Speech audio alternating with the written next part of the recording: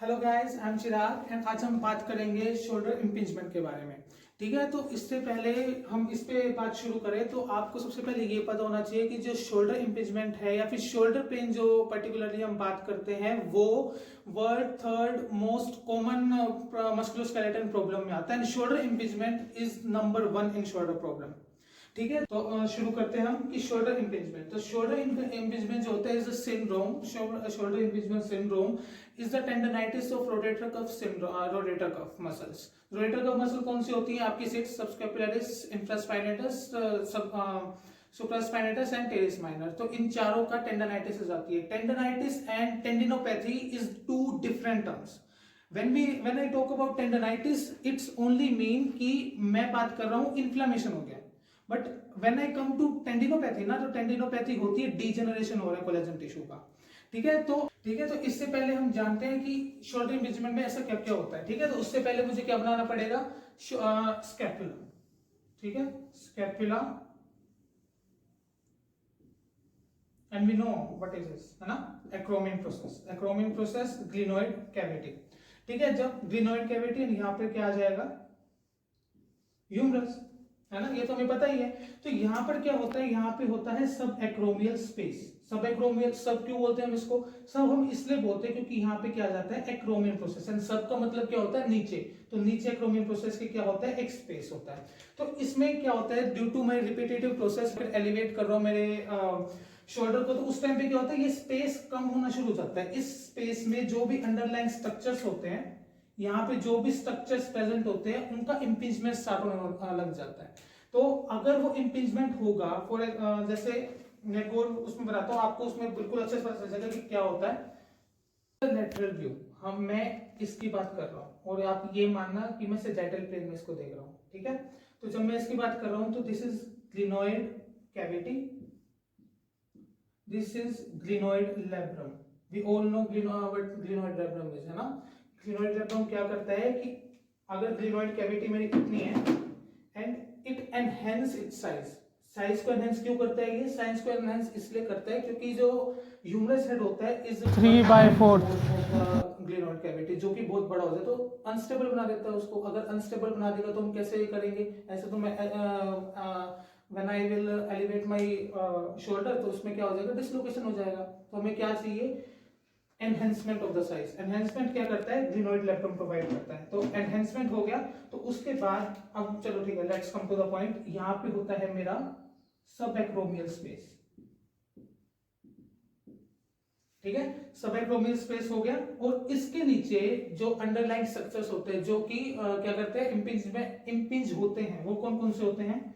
इसमें मैं आपको बताऊंगा इम्पिंज स्ट्रक्चर्स। यहां पर होता है long head of biceps. Long head of biceps अगर मुझे यहां पे देखना हो तो कहां पर होगा? वो निकलता है यहां से। ठीक है, अगर मैं बात करूंगा एक और मसल जो कि बहुत ज्यादा इंपॉर्टेंट है, जो कि ऐसे लाई करती है, वो होती है सुप्रास्पाइनेटस।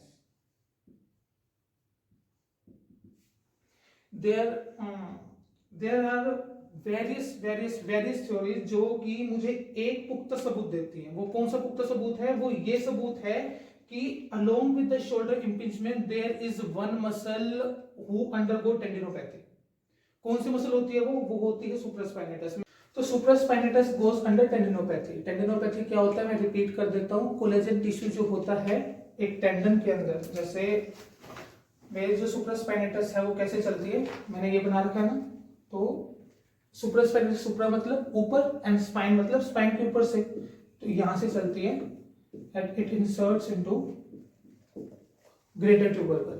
ठीक है, greater tubercle of humerus. Explain first, इसमें क्या होता है? मैं सैजिटल प्लेन में देख रहा हूँ इसको। ठीक है, जैसे मैंने आपको इसमें बताया वैसे मैं इसको ऐसे देख रहा हूँ बिल्कुल से। ठीक है, तो इसमें क्या है? मान लो कि ये ग्लिनोइड लैब्रम है, तो इसमें मेरी जो टेंडन सुप्रास्पाइनेटस का टेंडन आ रहा है वो, प्लस में जो लॉन्ग हेड ऑफ बाइसेप्स है, प्लस में ये जो स्पेस है सब एक्रोमियल स्पेस। ठीक है, और जब मैं ह्यूमरस का एलिवेशन कर रहा हूं ये तीनों स्ट्रक्चर इंपिंज हो रहे While searching for the fact that why supraspinatus is the most common muscle in shoulder impingement to undergo tendinopathy, I came across a brilliant article by above mentioned authors. They divide the group into two group. First was 20 pain-free control patient, and the second was 23 people with painful rotator cuff tendinopathy. So we made them exercise involving isokinetic, eccentric and concentric external rotation and abduction, and there was a significant increase in supraspinatus tendon thickness in the pain while doing overhead activity, such that concentric and eccentric activity with abduction, external rotation. So it conclude that supraspinatus is the most prone muscle to tendinopathy. जो supraspinatus है वो किस में काम आती है? Elevation के अंदर, ठीक है। जो लॉन्ग हेड ऑफ बाइसेप्स है वो किस में काम आता है? एलिवेशन स्टेबलाइजेशन के अंदर। इफ आई एम अबडक्टिंग या और फ्लेक्सिंग माय आर्म, तो उस टाइम पे एलिवेशन को जो स्टेबल रखता है, क्योंकि अगर मेरी लॉन्ग हेड ऑफ बाइसेप्स जो है अगर टोन हो जाती है तो उस टाइम पर मेरे सुपीरियर स्टेबिलिटी नहीं रहती है ना, तो नहीं रहती, तो उस टाइम पे इसका इतना बड़ा सिग्निफिकेंस है। और इस टाइम पे जब शोल्डर इंपिंजमेंट की बात चल रही है वो इंपिंज हो रही है, ठीक है, that is not a good sign. तो इसलिए हम बात किसकी करेंगे? सबएक्रोमियल स्पेस की। सबएक्रोमियल स्पेस कम हो रहा है, तो इसमें हम क्या क्या कर सकते हैं, क्या क्या इसके साइन होते हैं? तो इसकी जो फर्स्ट, अगर मैं बात करूं पैथोफिजियोलॉजी की, तो पैथोफिजियोलॉजी इसकी इतनी क्लियर नहीं है, मतलब कोई बता नहीं पाया इतना सही से कि क्यों है, मतलब क्यों हो रहा है इंपिंजमेंट। तो मोस्ट ऑफ स्टडीज जो है वो यही कहती हैं कि जो पैथोफिजियोलॉजी है इज जस्ट कि रिपीटेटिव मूवमेंट होता है, रिपीटेटिव मूवमेंट हो रहा है तो सबएक्रोमियल स्पेस कम हो रहा है। सबएक्रोमियल स्पेस अगर कम होगा तो क्या होगा? सबएक्रोमियल स्पेस कम होगा तो उसके अंदर जो अंडरलाइंग स्ट्रक्चर्स है वो क्या होंगे? इंपिंज होंगे। इंपिंज होंगे तो क्या बनेगा? शोल्डर इंपिंजमेंट होगा, ठीक है। बहुत मेन चीज जो मैं आपको बताना चाहूंगा कि बर्सा जो है, क्योंकि यहाँ पे क्या है? सबएक्रोमियल बर्सा है, स्पेस के अंदर क्या है? बर्सा ही तो है। तो compare to old tissues, bursa में सबसे ज्यादा रिच सप्लाई होती है फ्री नर्व फाइबर्स की। अगर फ्री नर्व फाइबर ज्यादा है तो इसका मतलब नोसिसेप्टस भी ज्यादा है, और अगर नोसिसेप्टस ज्यादा है तो पेन कैरिंग फाइबर ज्यादा है। पेन कैरिंग फाइबर्स है तो पेन ज्यादा होगा।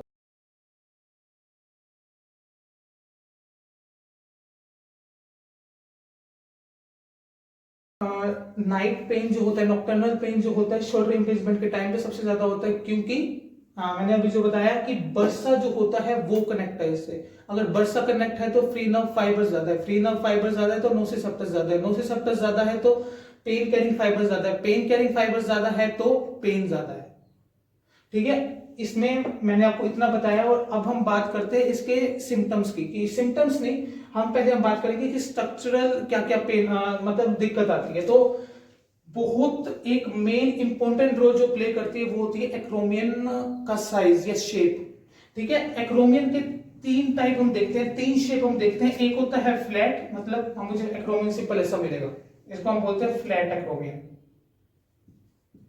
ठीक है।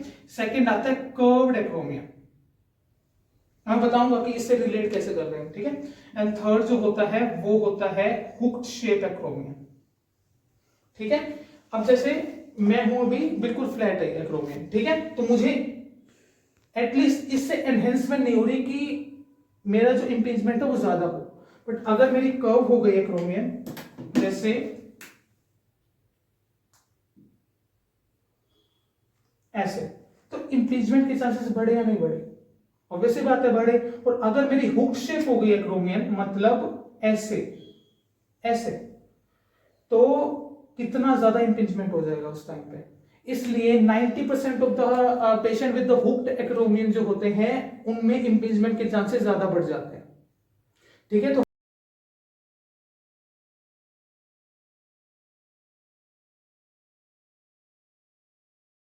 कफ डिसफंक्शनिंग, ठीक है, ऑब्वियसली बात है। अब देखो सिंपल सी बात मैंने बताई तुम्हें कि टेंडनाइटिस होता है रोटेटर कफ का। अगर टेंडनाइटिस हो रहा है रोटेटर कफ का तो ऑब्वियसली बात है ना कि रोटेटर कफ डिसफंक्शनिंग तो होगी।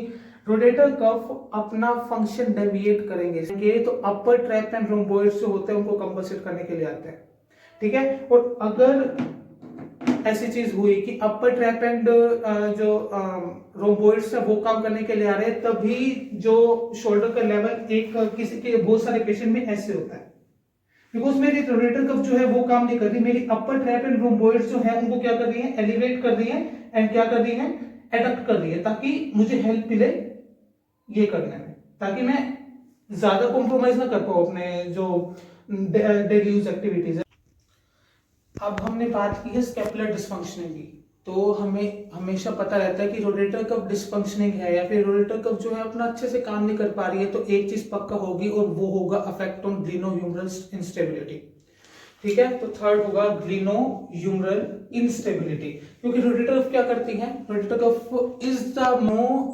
कफ is the muscle which provide a dynamic stabilisation to glenohumeral joint. if I am if I move my arm, if I elevate my arm, तो मुझे ये पता रहना चाहिए कि डायनामिक स्टेबलाइजेशन जो है वो प्रोवाइड करती है मेरी क्या, रोटेटर कफ।